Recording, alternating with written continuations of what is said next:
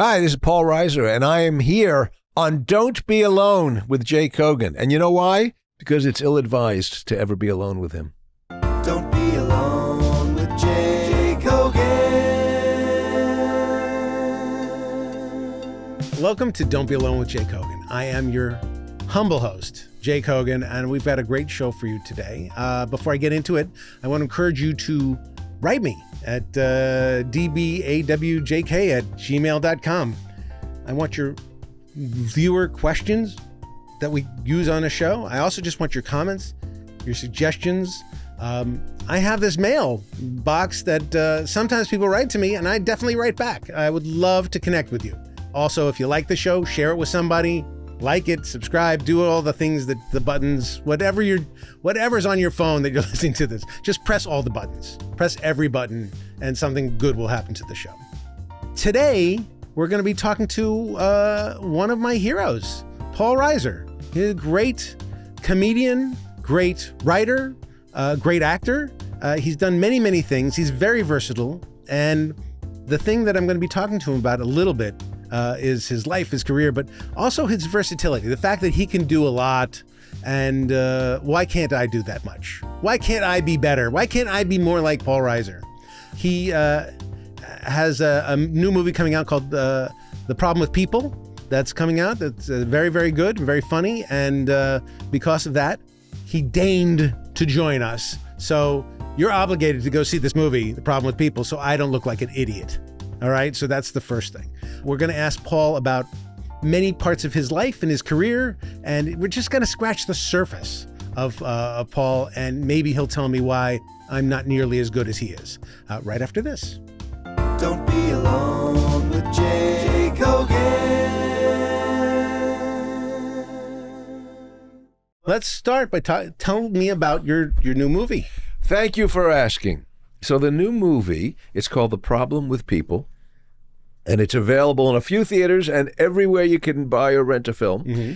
And this has been a long labor of love for me. It's a movie it takes place in Ireland, and it only came into being because I wanted to go to Ireland again. I was there years ago and I loved it. Right. Do you remember the movie Local Hero? Of course, fantastic movie. One of my favorite movies. Yeah. So that was like 1983. And when I saw that, I just had this bug in my head. I was like, I want to do that. I want to make a movie in a beautiful little town where I'm the only guy who doesn't know what the hell's going on. And I never found one, so I said, well, I'm going to write it. And it took me a long time because I couldn't figure out the idea. Anyway, so finally, and I wrote it with a buddy of mine. Also an Irishman? No, he's not Irish at all. All right. No, but what happened was I was casually, you know, these things like, I'll get to it next year or I'll play with it. And one day I was talking to this woman, a producer, and I said, yeah, I have this idea for a movie in Ireland, but I don't know, I haven't written it. Maybe I should write with somebody. She said, you know, I know a fella, might be just perfect. And she introduced me to this guy who was an actor and a writer, a young guy, lived in New York. Mm-hmm. We met and I went, oh, this guy's really fun. And we just started jamming and suddenly it came together. So anyway, the movie is, in a nutshell, two distant cousins who've never met. One in New York, me, and one in Ireland, Colm Meaney, who is Mr. Ireland. Sure. And they are the third or fourth generation of two grandfathers who had a falling out and have passed down the generations. We don't talk to the other side. We don't talk to the Irish. The Irish, we don't talk to the Americans. And so Colm Meaney's dad, who's on his, quote, deathbed, says, let's finally make peace. Why? If we can't heal the world, at least let's heal us. Right. And so he sets out. And so Colm Meaney calls me. I never heard of him. Come to Ireland. So basically it's two guys who are well-intended, trying to make peace, and it doesn't go well. And we thought that's a really, it was a really interesting way to tackle something big, like world conflict, but reduce it. And because, it's called The Problem with People, because there is some problem with people. Why, no matter how small you make the sample group, they will fight about something. Sure. I intend to fight with you at some point during this. As soon as the room clears, the others leave. So here's the thing. I have ideas like this circling around in my head. Yeah. And then it's interesting that you needed the impetus of that other person. Yeah. And go like, okay, now we'll do it. Is it because you have to answer to another? Like if you agree to start writing, is it because you answer to another person, or is it because the spark of the ideas? Yeah, there's a spark, and I had enough evidence that for whatever reason I wasn't coming up with it by myself. Right. And And it's funny, sometimes you need somebody to push back and say no, but in this case, his name is Wally Marzano-Lesnovich, a lot of last names. Mm-hmm. And he's very upbeat and, as any great collaborator, just like, it's always yes and. It's like, well, okay, let's take that. Right. And so I don't remember that it was like he came up with a great idea or I came up with a great, but just sometimes just spritzing and going with somebody else does inspire. It's an energy. It bounces back and forth. But it's also the group think. Like Yes. if he likes it, then maybe if he pitched, you say something and he likes it, you have a little bit more confidence in the thing, and vice versa. He comes up with something, and you guys can build on that. And that's there's a good. There is something great about collaboration. yeah. I hate everything, so I'm a terrible collaborator. That's no end. I have a compromise. I go, yes, and here's why that doesn't work.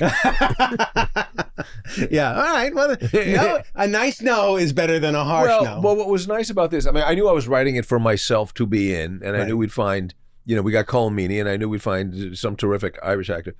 But it was easy. There was no politics. It wasn't like the collaborator was going to say, no, it's got to be this. Like, well, I'm going to tell you no. Right. But so the channels are open. So there was no, vying for position, which makes it really easy. And Did you consider directing this yourself? no, I don't ever want to direct. Why? I don't have that skill set of being that focused in that way. I'm really surprised to hear that. Yeah, I mean, I can focus. I mean, I'm really focused. I mean, this movie, it's a miracle that it's getting out because it took pushing uphill for years. We were ready to go 4 or 5 years ago. And then we had financing. We didn't have financing. Then COVID. And then our director got busy and I got busy. So I have focus in that way. But on a set, I'm watching and I can say, okay, you know what? That's going to be better if you do that or change that shirt or, they shouldn't cross. So I'm very focused on that. But I don't want to be the guy in charge of everything and like knowing, and I also don't know that stuff. I'm embarrassed to admit I still don't understand camera lenses and sizes. It's like, I don't know. You don't need to understand any well, of that. but exactly. I figure for your director you should. But again, it's collaboration. I know you work with a great cinematographer who says, "Hey, let's put the camera there." And I know plenty of people who directed who didn't have the training per se. But again, there's our director on this movie is a fellow named Chris Cottam, who's a really funny, talented British-American director, and he's done a lot of comedies. He's done a lot of stuff with Rich Hall, and he just won a BAFTA for a British comedy, and he's done a lot of commercials, and his great style, really funny, really prepared and disciplined. So I had this great luxury of like, okay, this guy knows what he's doing, and I don't know how to express this. So can you? I don't know how you go shoot that. You go find locations, but I'll get to say as producer and go, boy, that doesn't look right. Or gee, how about we do this? And then in editing, I'm there, and I guess that's as a producer and as a writer. And again, it was a nice luxury to say, I know I'm not going to be backed into something that I don't want, but at the same time, like, I don't know how this. What do you think, director? What do you think, co-writer?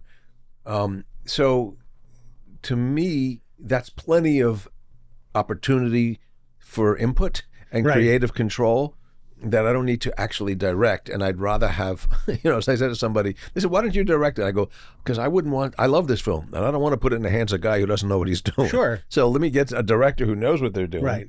and then we collaborate together." Well, that's fantastic. I love when a director is very collaborative, and I've worked with directors who are not collaborative. Sure. And so yes. So I've worked with writers who are, prickly and overprotective, and I want to apologize. Yeah. Now you apologize. Yes, sure. And there are also actors, who are not necessarily so. Yes. No, go on. Well, this too. Not true.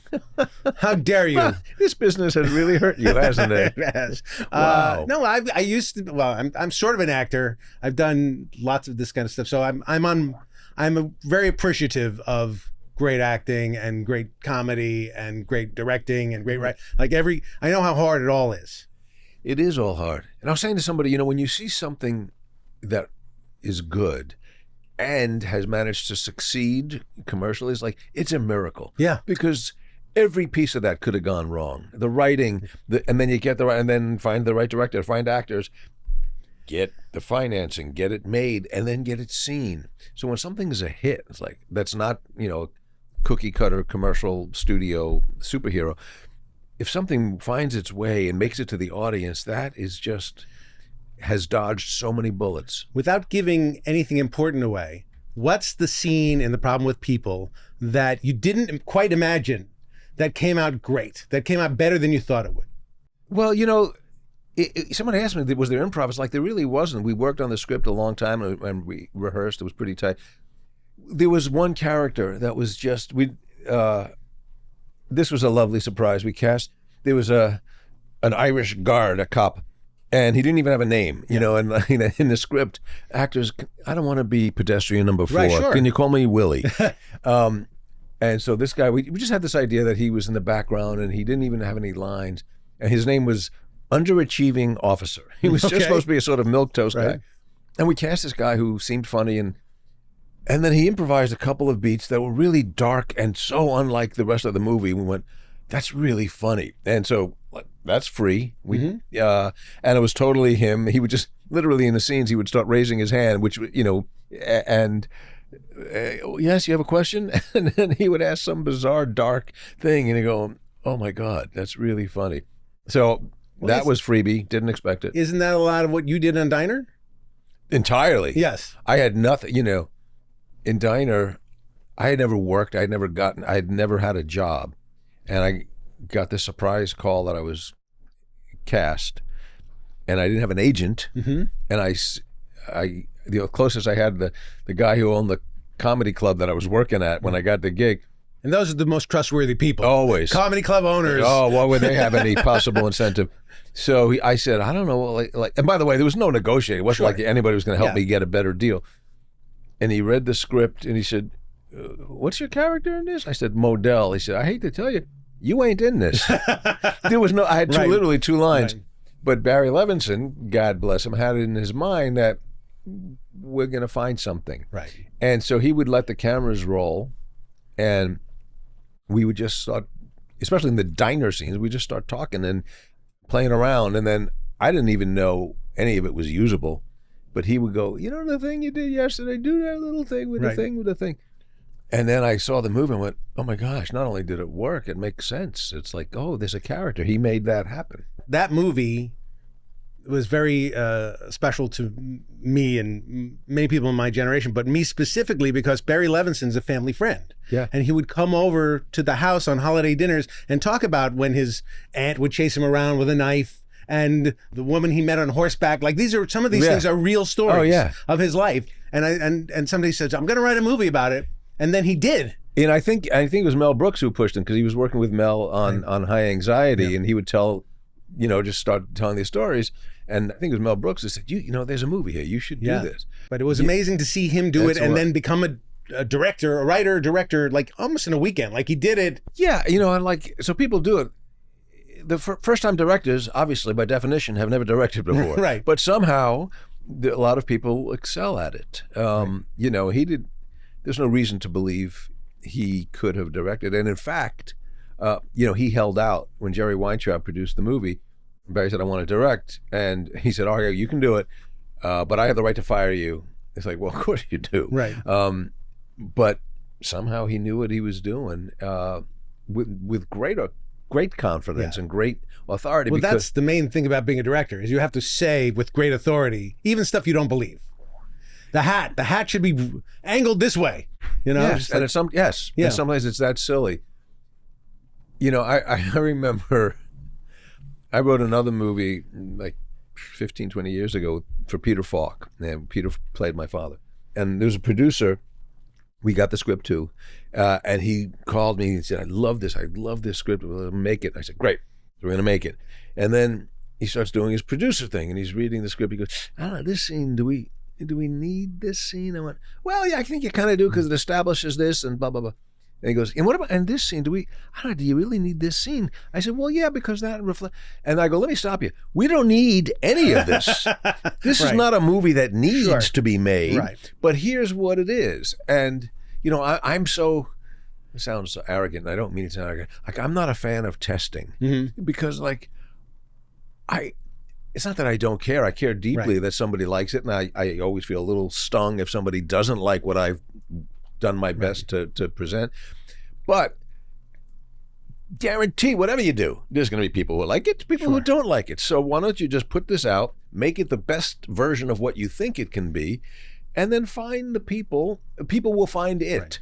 You know, like Mad About You, I said from the beginning, I said, this is not going to be 100 million people a night or 20 million people. And I said, but there'll be 8, there'll be a million. You know, somebody's going to like this. And I don't have a brain that can think of this will be a hit. Nobody does. Nobody does. But people try. Yes, that's the fool's errand. Yes. Which is to say, here's all the formula that's going to make it exactly a hit, you know, and then it's not. I was talking to somebody about stand-up, and they said, "Where do you get your material?" I go, "You know, it's just however it comes." But I remember when I was 18, and the first time I was going to go on stage and audition at Catch a Rising Star. And here's how I prepared. I took out a pad of paper and a pen, and I sat down, and I literally said, "What's funny?" Like, you can't go at it like that. Something has to happen, and you go, "Oh, now remember that?" So, but the idea just to pull shit out of the air. What's funny? What is funny? Well, you got better at it, though. Words with a K. Yeah, exactly. Well, I mean, the show, Don't Be Alone with Jake Hogan, and thank you for being here. Let me officially thank you, Paul Reiser, for being here. I didn't want you to be alone. Is about people solving my problems. You come on here, smart people come on, and they solve my problems. It saves a fortune in therapy. It does. So one of the problems I have, or the thing I think about, and I thought you could help me, is you have a great deal of versatility. Yes, you do some of the things I think I can do, which is I write television, and I'm okay. I'm an okay actor. You're better than that, and I'm okay stand-up. You're better than that. But I can do some of the things in the.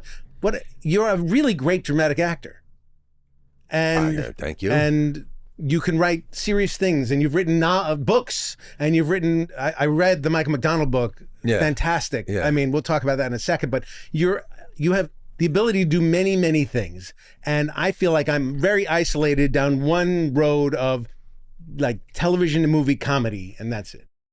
I've been lucky that I've gotten to do all these things. To me, they don't seem that different. It's not like, you know, oh, yeah, he's a great ball player and an astronaut and a neurosurgeon. It's like, you know, you sort of, it started for me with stand-up. It was just like, when I was a kid, or in high school certainly, and I was getting into comedy, and George Carlin and Robert Klein and Mel Brooks and Woody Allen, and I had this dream that I wanted to be a stand-up. I loved that. I didn't dream of actors. Right. But having said that, when I look back, the actors that I loved weren't the big stars, but I loved Peter Faulk. I loved Jack Lemmon. Yeah. So and I didn't think about this at the time, but looking back, like what is so great about those guys? They're really funny, and they can break your heart. Right. And you can't even see the seam of when they go from one to the other. Absolutely. You know. Yeah. All these people that you're mentioning, Jack Lemmon, Peter Faulk, Alan Arkin, Peter Faulk, even more so, feel familial. Yes. Like feel like they could be uncles. They could be and Jack Lemmon too, to a certain extent. Yes. But from the Presbyterian side of the family. Yeah, exactly. Yeah.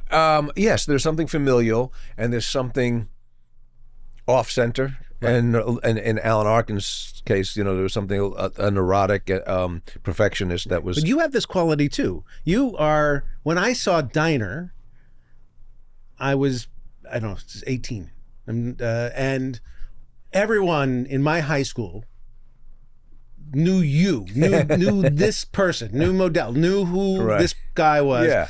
They kind of knew all those people, but you know, Boogie was somebody mysterious. Nobody knew anybody like that. He's too cool. Fenwick was problematic and different. But you and Gutenberg, like, we knew some of these guys, these sort of Jewish high school guys. Yeah. And now we were under the impression, mistakenly, that's what adulthood looked like. Like, you know, these guys, that's what good adulthood looks like.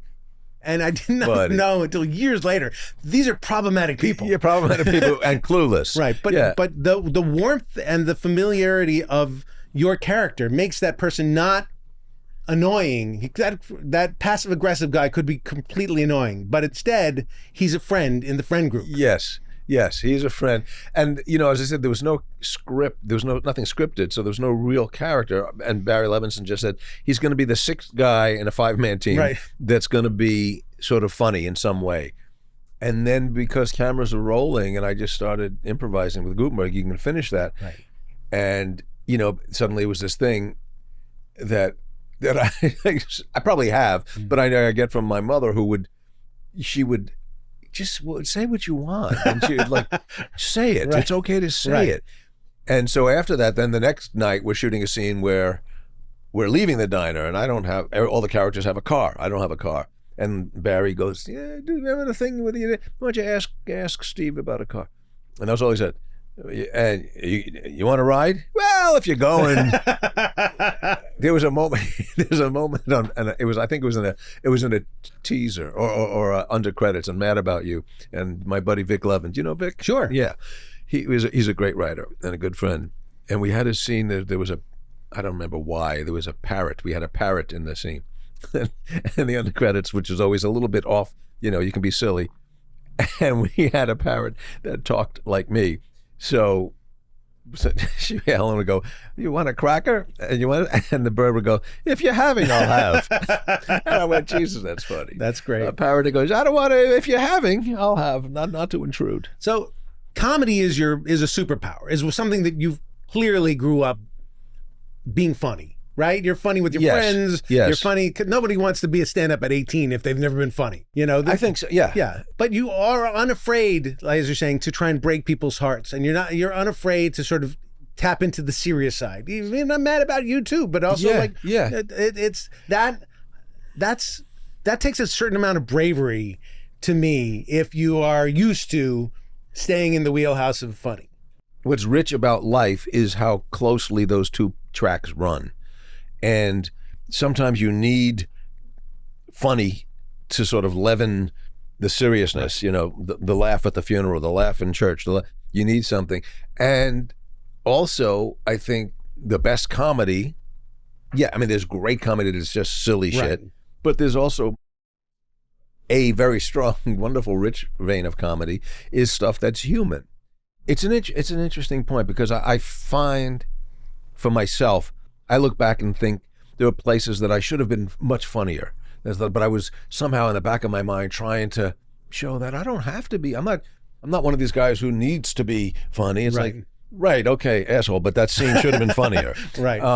And then by the same sort of exercise, it's like, well, don't ruin that moment. That should be a sweet moment, you know. And what we always loved on Mad About You is when we could get in the same episode, in the same scene, funny and touching. And I don't mean you have to cry, but it's human. The best comedies do tap into a human vein of reality and sometimes sadness, and sometimes, you know, we did it on The Simpsons. The best Simpsons episodes had a little bit of sentiment in it, and we went towards that, and we embraced it thanks to Jim Brooks. He took a room full of 20-year-old nerds and said, you gotta try to do something that's human. And we went, oh, okay. But if we have to. Right, if we had to. But it's really, I can understand that. But we really did like 99% of silly and then 1% of warm. And I think the balance but the balance was always, what's always been so comforting and reassuring in The Simpsons is you know the heart, you know that what's underneath it. And you also know that when they hit that sentimental, they're not going to go too far. Right. That you're going to pull back, and it's going to be written by a bunch of writers who know to not be saccharine. We just had a screening last night here, and it was at the SAG, Screen Actors Guild building, and it was a pretty hip crowd, and I was so struck. They laughed at not only everything that we hoped, laughed at stuff that I go, wow, I didn't even know that was a laugh. Right. But at the heart of it, again, you're watching, as I say, two guys who hopefully you like, two guys who are well-intended. They're literally, the kickoff of the movie is, let us bury this hatchet that our grandfathers started this silliness. You got it. Let's make peace. and then they can't. Right. Because like, wait a second, I don't trust you. Oh, you don't trust me? No, I don't trust you. They go, oh my God, that's what. So you're rooting for them, Right. and you're going, it shouldn't be this hard. Right. And if it's this hard for two idiot cousins, imagine global powers, like, which by the way will ultimately only be healed by two people sitting in a room or four people in a room going, all right, listen, look at me. What do you need? Right. What can I do? What can you do? To make you feel safe and to make us feel safe. And it's not easy, but but I think, I would never go on record as saying it's a movie about that message. It's not. Right. It's a really fun comedy. But if you look, and what you'll hopefully have as a residue is like, oh, it actually was about two human beings trying to work on something that's big. But every comedy needs that anyway. I mean, you need the underpinning of some real situation to make the story play. There's no story without that. Correct. I want to talk about this. You wrote a book with Michael McDonald. I did. And you met him 10 feet from your front door, right? And we wrote it without leaving our homes. Right. That's the other part I didn't even talk about. Your musicianship. You're a musician. Yeah, You're but privately, I don't make a big thing with it. I don't. If you said, hey, to Michael McDonald, let's go to my house and jam. Yeah. Then you must have some chops. I was okay. I knew I could do that. I know right. I can't play a Beethoven concerto in front of L.A. Philharmonic, but I can jam with Mike McDonald on some Beatles songs. So yeah, I had been a fan. Always, I just loved his voice, loved his music. My favorite Doobie tracks were all his. Sure. And I reluctantly went to a party 2 doors away from me. A big fancy guy was having a party. And everybody in your neighborhood's a big fancy guy. I've been to your house. Yeah. Everybody. Were you in my house? I was there one time. Yes. You want? I don't live there anymore, by the way. Okay. No, okay. That's fine. But we were by far the poorest people in the neighborhood. Right. And walk into this party, and there's like a keyboard and there's a little band. I go, no, it's two people playing. And I go, it's Michael McDonald. Oh my God. And then he's playing, and then a couple of the owner of the house, the big fancy guy, was talking loudly. I'm going, shut the fuck, it's Michael. What are you doing talking? And Michael McDonald's sitting here saying, and he was just him and his guitar player, and they did a few songs, and then he's packing up, and I go over to introduce myself. And then I don't know where this moxie came from. I said, let me ask you a crazy thing. I live 40 feet from here. I got a soundproof room with 2 pianos, which I have only in case something like this ever came up. Because I have friends. How often do music legends show up in your music room? A handful. Oh, fantastic. A handful. Yeah. As it turns out. 4 I can think of that, like, really, this is happening. Care to... Billy Joel. Okay. Jimmy Webb. Right. I can't believe maybe that's it. Okay, that's enough to build a room for those 3 guys. Yeah, and so he came over and we just jammed and played. But anyway, so then we became friends from that, and I would periodically ask him things that just as a fan, like, how did that record happen? What was this? How and things that puzzled me, like how can you be in Steely Dan and the Doobie Brothers? Don't you have to pick a team? Right. And so I never understood. And one day I said, you should write a book so I wouldn't have to ask you these things. And he said, well, it's funny. A lot of people have said that to me, but I don't know. I don't know if I have a story to tell, really. And very modest. And he said, and also, I've never written a book. I don't know how to do it. And I said, well, tell you something. I've written a couple of books. I could help you. And by the way, this was March 2020. COVID just came down. I went, we got nothing to do. And so I don't know. It was really... that definitely fueled it. We had the time and we had something that would give us a purpose. So for about a month or two, we would just 3 or 4 times a week Zoom. We would do this, record it, and then I would transcribe it and type it up. And when they had it, and it was all over the place, all stories from, and he was just sharing everything, personal stuff, professional stuff. And I said, don't even hold back. I said, this is not going to air. Well, we won't put in anything you don't like. So how did you find the through line?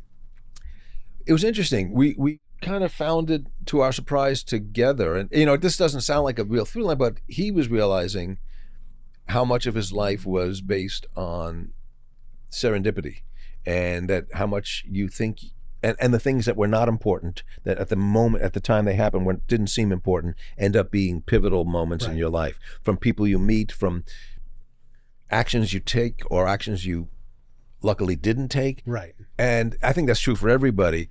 But his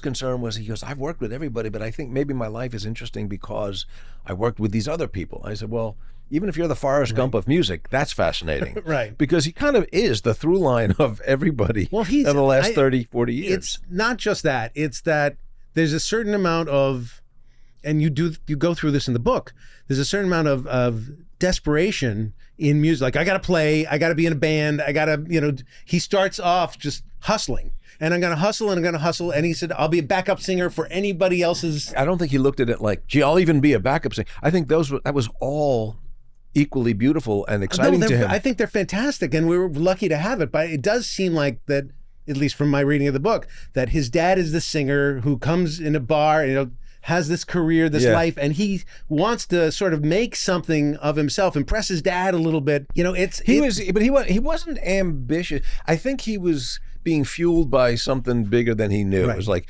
and also as he talks very humbly, he goes, it's not like I had some other skill or ability or academic, like he wasn't. Right. I mean, he was drinking and smoking. Well, that's the whole thing. I think he was afraid. But he had this voice. Yes. And it's funny because what I really wanted to get at, and ultimately I couldn't because it's ungettable. It's like, can you explain to me how is your voice that fucking good? Yes. And it's like sort of saying to Ryan Gosling, so how did you get handsome? What do you want? It just is. That's what but happened. He's not, Ryan Gosling's not just handsome. Yes. He's handsome and we like him. Yes.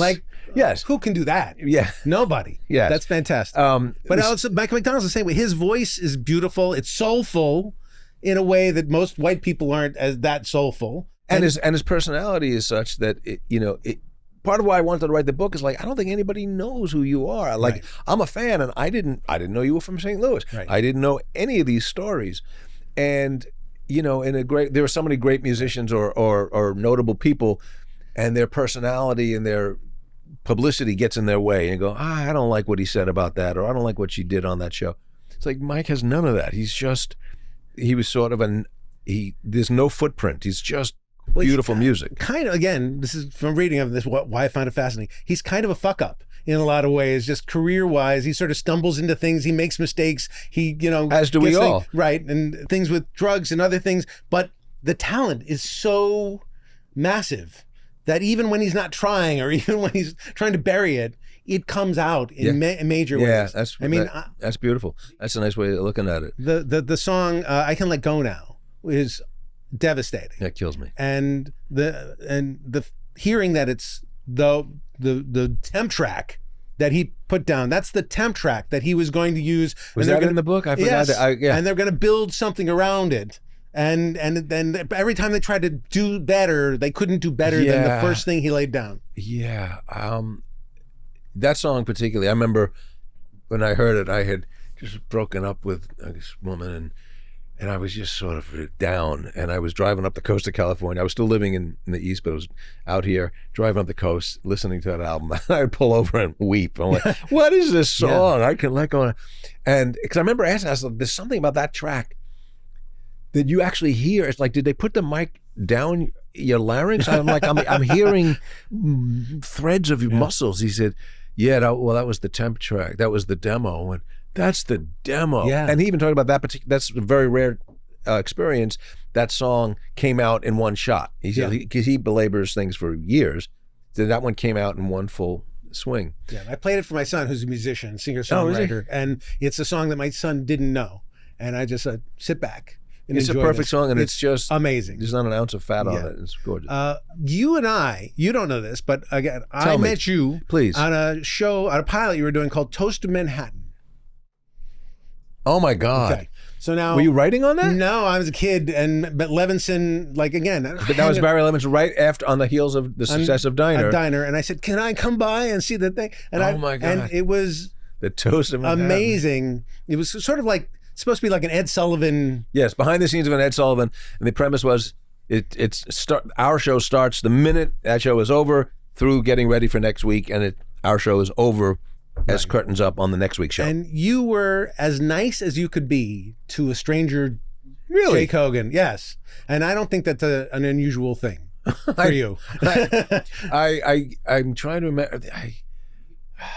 I don't. Forgive me if I don't remember. You shouldn't remember. No, but you were busy with living a life, and I was just wanted to thank you for not disappointing a fan. Did we chat? We chatted. Not only did we chat, there were down times when you're sitting in the chair, and you know how if you're visiting a set, you're afraid to stand anywhere, and so but. You called me over. You talked to me for a little while. It was very sweet. Very nice of me. You're a nice guy. What happened? Because I've changed. No, I have really changed. You're very nice. And this is the thing that even then, I relate. I think I relate to you. I don't know you very well. I think I relate to you because of what your work. Well, we've grown up, in the same. You much more than me in the business. Right. I was not in the business, but we grew up at the altar of all that was funny. What was funny? Jewish background, New York in the soul a little bit. So there's a lot of things that I. But you grew up here, yeah? I grew up here. My parents are from Brooklyn, and I spent the first 5 years in New York. Because you have the Brooklyn Dodgers hat, and one of the things I'm most proud of, my two kids who are 29 and 24, grew up entirely in L.A. Right. Both have New York accents. Yes. Nothing makes me prouder. Isn't that weird? Yeah. No, I guess, and it's. Must be from me. My wife's from Pittsburgh. But they had the typical L.A. Valley speak, where you go up into the question. Right. There's a name for that. What'd you have for lunch? Tuna fish. Don't say it. Don't ask it. Right. That would have made me nuts. But my kid would go, "I'll have some water." I go, "Oh, I love that you say water." Yeah. Yeah. Interesting. I say because instead of because. Let me ask you this: when you type, yes. Because does it come up Bekasoo? I am every time Bekasoo. There's some dyslexic with my fingers and I would like my keyboard to go. You know what? I think he means it. So just change it. Don't ask. Don't have to ask. I can do that for you now. Because I know, but I don't know how to make it happen. I type because I took typing. I'm a good typist. Nobody has to take typing. People are typing since they're 3 now. Yeah. No, it's not such a thing. It was a class I took. I took the typing class. So I'm impressed with your abilities. All around the music and the writing and the books and being able to sort of take some things seriously. I'm going to try to take some things seriously a little bit. When I try to write, been trying to write a dramatic movie, and it's hard not to put jokes in. But you know what? That doesn't necessarily dilute. It doesn't negate the drama. I mean. By the way, that can be a fun moment. I can think of how many moments in life, in serious moments with my wife, and I'll make a joke that I'm thinking I'm going to try and lighten the mood, and she'll go, "Do not make a joke now." It's like, okay, that's a dramatic moment, right? Because, somebody calling you on your shit is like, not okay. My wife implores me to not make jokes during our actual life. Yeah, I am definitely stepping on dramatic moments in our lives. I'm learning this. It seems like such a simple lesson, and it's sad to have learned this so late in life. But sometimes the most powerful thing you can say is don't say anything, is to not say anything. To let a moment pass without being an asshole, without putting a spin on it. We already know you're funny.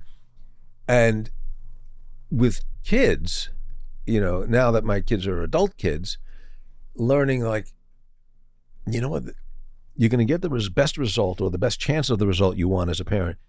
Don't remind him to do the thing that you've told him 17 times, because that's only going to make him not do it.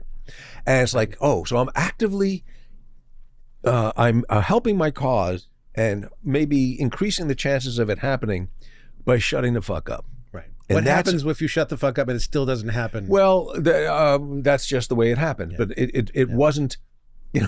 My younger son he's really funny and smart and evolved, and I'll be the judge of that. I go, well, I didn't want to remind you, I'll say, but but I asked you 5 times to do that and you didn't do it. And he goes, right, so how's that working out for you? It's like, oh, okay, that's really funny. It's like him saying, I heard you, right? And it's bouncing off, so maybe, okay.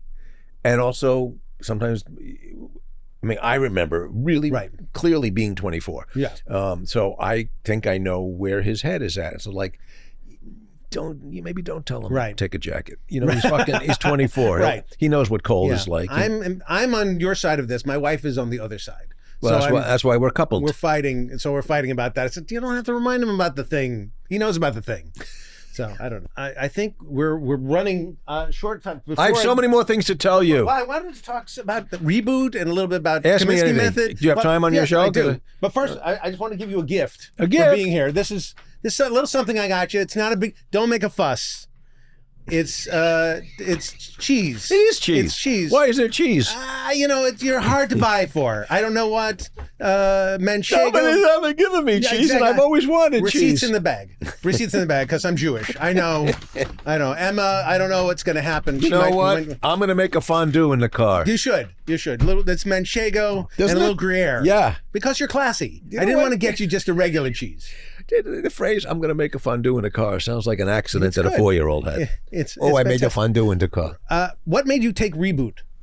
Oh, that was an easy decision. All right. I was sitting home. In fact, not just sitting home, I was finally getting ready. We were in pre-production for Ireland movie. This was like February of 2022, and we were set to shoot in May or June. And I said, I don't want to look at anything. I don't want to be distracted. I don't want to do anything that might go over in time. Mm-hmm. They said, well, look at this script. And Steve Levitan, who was one of the co-creators of Modern Family and Right. a really talented writer. And a handsome man. Handsome guy. and tall. Did you work on his show with him? I worked on Frasier. I worked on shows akin to him, okay. Levitan. I know Levitan. So he wrote the show, and it was really funny, and it had a great cast. It was Keegan Michael Key and Johnny Knoxville and Judy Greer and Rachel Bloom. And I went, well, this is really top-notch, funny people. And the role was, okay, so you're a guy who had a very successful show years ago, and they want to bring it back, and you don't want things to be updated, and you just kind of believe that things should be funny, and you kind of don't like the new, and you want to stick to the old. I said, I think I can find that guy within me. So Right. it was really and then I said, and I had my only provision was, I got to be out by this date. We can't go over. I mean, I hope nobody gets COVID here. We don't shut down, but I'm leaving to go to Ireland. And so they even let me out a little early to get out. But it was so fun, and it was such a disappointment that Hulu didn't pick it up for more, because I thought, this is so funny, and the cast is so good. Yeah. But it was also a trip because it was getting to do a sitcom without doing a sitcom. Right. So the funniest parts were the writer's room or the table reads. The sitcom that it was making, that it was purportedly rebooting, was maybe 12 seconds a week. I expected everybody in the cast to be great except Johnny Knoxville, and he was fantastic. He was really great. Yeah. He was so funny, and his essence is the 180 degrees opposite. I said, from me, I said, I spend my life trying to avoid anything that I might bang my leg, Right. stub a toe, and you're jumping into a bull's ass. Right. But but I think there's something so sweet, and he's a really sweet guy. Yeah, I think his history of stunts belies Yes. a little bit of the depth of his soul, of who he is. And it's kind of as part of what the character he brought to the character, who was insecure, and there was a really sweet, funny scene where he couldn't loop, Yeah. and I said, "Come here, I'm going to give you a hug." Really? And then he goes, oh, "Could you just stay here?" And I went, "Oh, that to me." Yeah. To me, a starker, Right. a really tough guy being sweet makes me laugh. That always gets me. I recently heard him on a podcast. Now, podcasts are sometimes I very thought good. this was the only one. No, this is the second podcast. The other one is, and he talked about having to go into sort of the stunt business because he had a kid and a wife, and he needed to make money, and he was working on some skateboard magazine, and they wanted video components to it, and that's what he started doing. I didn't Because know that. I didn't know that either. I remember asking, how do your kids feel? Like, Daddy's going to work. I'm Right. going to jump, naked into a bowl of hot chili peppers and a flame up my Right. ass. Okay. And yeah, he said in this podcast that they were a little scared. I'm And it's like, sure. that would make sense to me. Paul, we're running out of time, but I have to ask you questions because question time is part of the. I just want to leave here knowing that your life has been helped. All right. Well, my life has been helped. All right. And I tell you, one of the reasons is because I wanted to sit down and be able to have a conversation with you for years. And this is a You didn't have fantastic to way. have a podcast. You could have just offered cheese. I understand. Yeah, right there. I understand. And after reading the book, especially the Michael McDonald book, I wanted you and Michael. I wanted the two of you because I think you probably have this great friendship that I want to see in real life. But here's some question time. It's question time. Dan Pasternak Yes. asks, Paul, is he comfortable with the word nuance yet? No, I don't enjoy it. Debbie Miller, these are questions that were on the internet. Debbie Miller asks, during his Mad About You days, did he realize Lisa Kudrow was such a shining star? Yeah. It's funny. Debbie Miller. I don't know if Debbie Miller is a real person because Debbie Miller is the name that I use in my act. Yes. When I tell a story about this is a real person because I went to high school with Debbie Minkoff and now it's Debbie Minkoff Miller. Oh, okay. But I changed the name to Debbie Miller in my act because I didn't want to mention the real woman's name.